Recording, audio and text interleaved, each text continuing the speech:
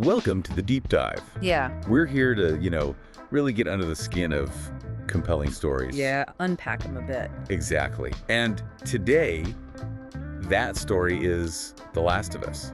It's one that's made a huge impact, right? Whether you played the games or watched the show. Oh, absolutely. A massive impact. And you're probably listening because you feel there's something more there than just your typical apocalypse scenario. Right. More than just fungus zombies. Definitely. We spent a lot of time with the games, the source material, to really pull out what makes it resonate, what makes it so, well, haunting. Okay, but before we jump in, we have to give a big, clear warning here. Yes.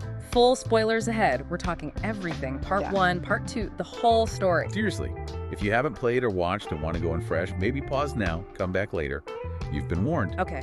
Consider yourselves warned. So, The Last of Us.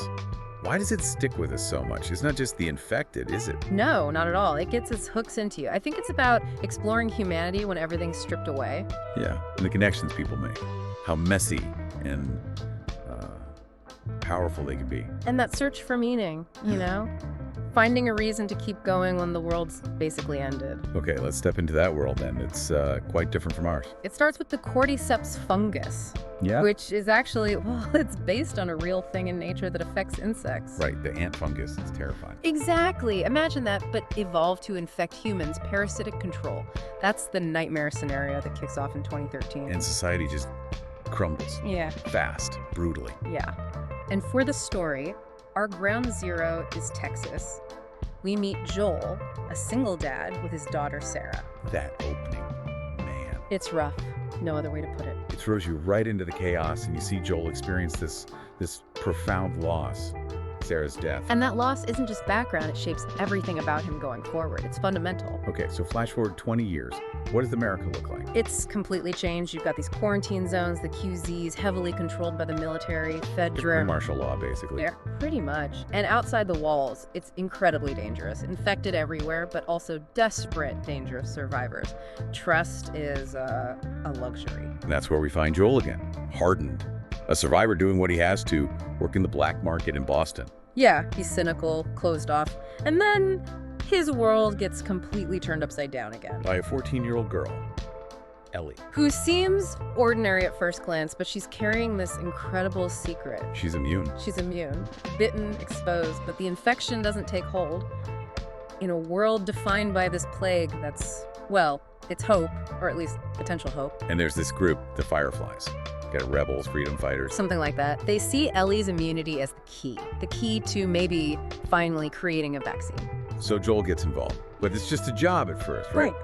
Smuggle the girl to the Fireflies. Exactly, a transaction. Get her across the country to their lab. He doesn't want anything to do with it emotionally. But that journey, it changes everything. As they travel across this, hauntingly beautiful but broken America. Desolate places, yeah. Something starts to shift between them.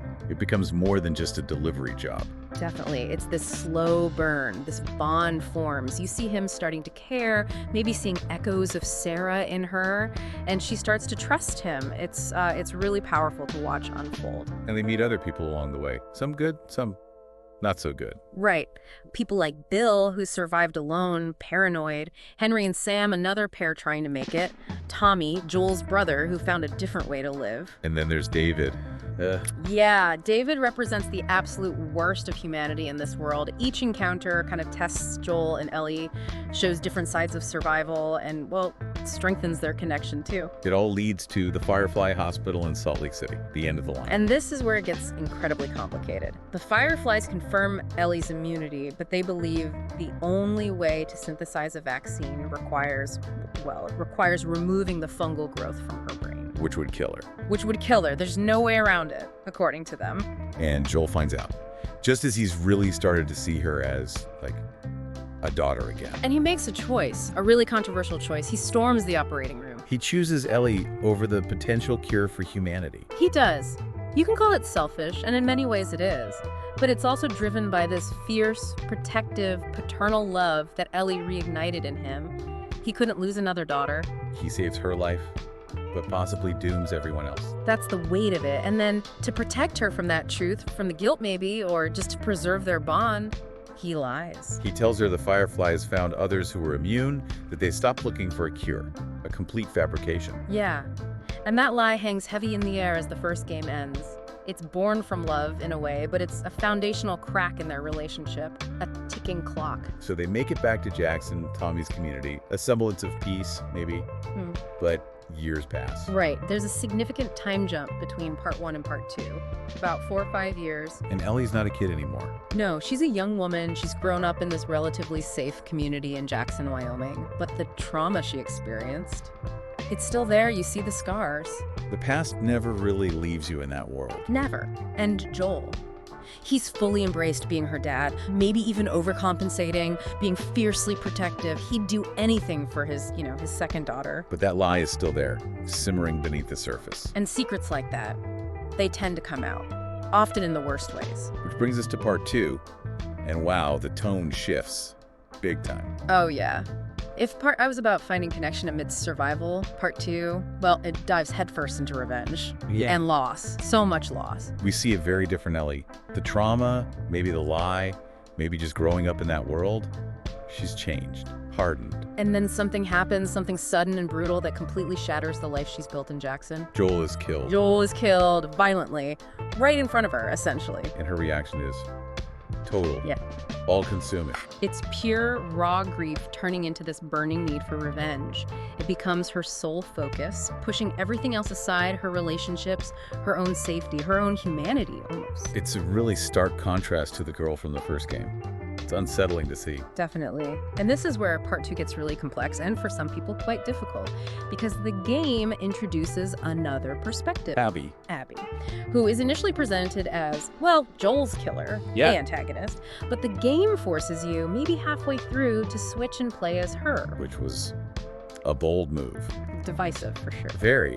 But it forces you to see her motivations, her history, why she did what she did. And her reason is directly tied back to Joel's choice at the hospital, isn't it? Exactly. Abby's father was the lead Firefly surgeon, the one Joel killed to save Ellie.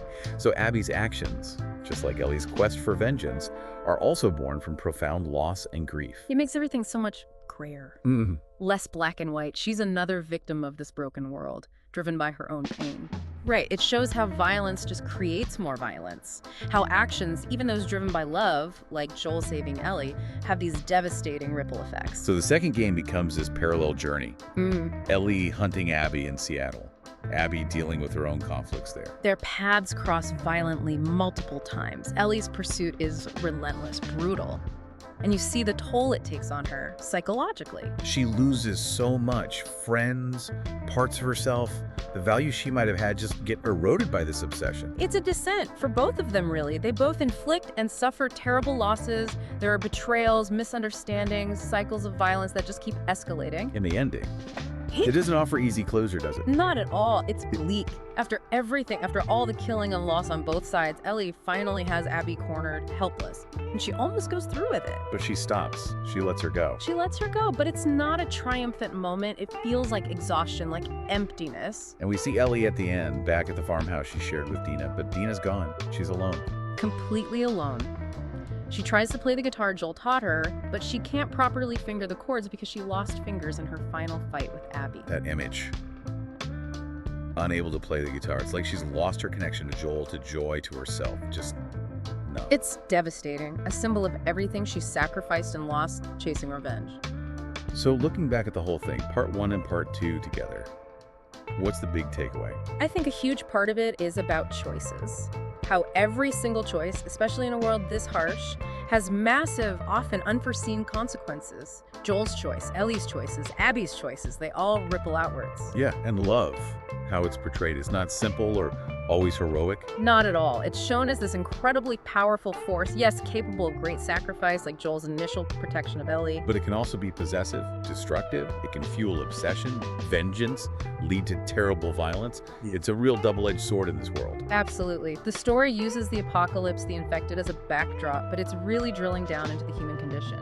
Our capacity for love, for brutality, for connection, for revenge, all of it. And that constant search for meaning, for something to hold on to, even when everything seems utterly hopeless. It's far more than just a zombie story. Well, thank you for going on this deep dive with us. It's a heavy story, but so compelling. It really stays with you. We'd love to hear what you think about these themes, your own interpretations. Let us know. And, with season 2 of the show coming eventually. Yeah, the conversation around The Last of Us isn't ending anytime soon. Definitely not. Maybe a final thought to leave you with. Even when society breaks down, it seems like it's our core human connections and struggles. Love, loss, grief, the choices we make about them that really define us, for better or worse. That's a great point. Those are the things that stick long after the credits roll.